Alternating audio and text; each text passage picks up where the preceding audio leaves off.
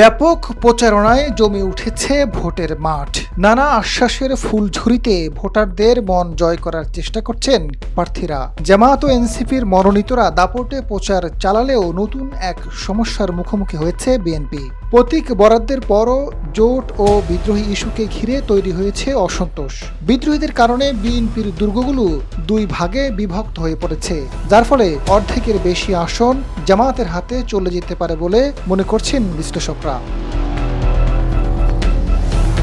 বন্দরনগরী চট্টগ্রামে ১৬টি আসন, এর মধ্যে ৭টি নিয়ে অস্বস্তিতে রয়েছে ১৪ প্রার্থী। চট্টগ্রাম ২ আসনে নতুন সমস্যার মুখোমুখি বিএনপি, যেখানে দলের প্রার্থী সরোয়ার আলমগীরের মনোনয়নপত্র অবৈধ ঘোষণা করা হয়েছে।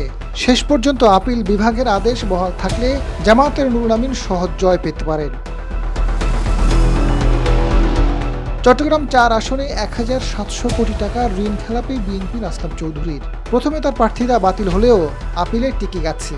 তবে জামায়াতের আনোয়ার সিদ্দিকীর প্রচারণায় ঋণ খেলাপির বিষয়টিকে সামনে আনছেন, যা থেকে উতরিয়ে ভোটারদের মন জয় করা কঠিন হতে পারে আসলাম চৌধুরীর। চট্টগ্রাম ৬ আসনে গিয়াস কাদের চৌধুরীর উপর আস্থা রেখেছে বিএনপি। তবে গোলাম আকবর খন্দকার মনোনয়নপত্র প্রত্যাহার করলেও গিয়াসের পক্ষে ভোটের মাঠে থাকা নিয়ে সন্দিহান খোদ রাউজানের মানুষ।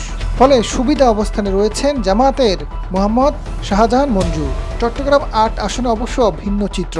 এখানে ডাক্তার আবু নাসেরকে সরিয়ে এনসিপির জুবাইরুল হাসান আরিফকে সম্মিলিতভাবে মনোনয়ন দেওয়া হয়েছে। ফলে বিএনপির এরশাদুল্লাহর জয় সময়ের ব্যাপার। চট্টগ্রাম ১২ আসনে জামায়াতের ডাক্তার ফরিদুল আলমকে ফিরিয়ে এনেছে। হঠাৎ প্রার্থী পরিবর্তনে এ আসনে টেনশন বেড়েছে বিএনপির এনামুল হক এনামের। চট্টগ্রাম ১৪ আসনে বিএনপির জসিমউদ্দিন আহমেদ, তার বিপক্ষে স্বতন্ত্র হিসেবে রয়েছেন মোহাম্মদ মিজানুল হক চৌধুরী ও শরীফুল ইসলাম রাহি। চট্টগ্রাম ১৬ আসনে বিএনপির মিশকাতুল ইসলাম চৌধুরী। আসনটি ১৯৯৬ থেকে ২০০৮ সাল পর্যন্ত টানা ৪টি নির্বাচনে বিএনপির দখলে ছিল। তবে এবার বিদ্রোহী হিসেবে মাঠে রয়েছেন মোহাম্মদ লিয়াকত আলী। এই অবস্থায় জামায়াতের একক প্রার্থী থাকায় আসনটি হাতছাড়া হতে পারে বিএনপির। আজাদ ফারুক, সময়ের আলো।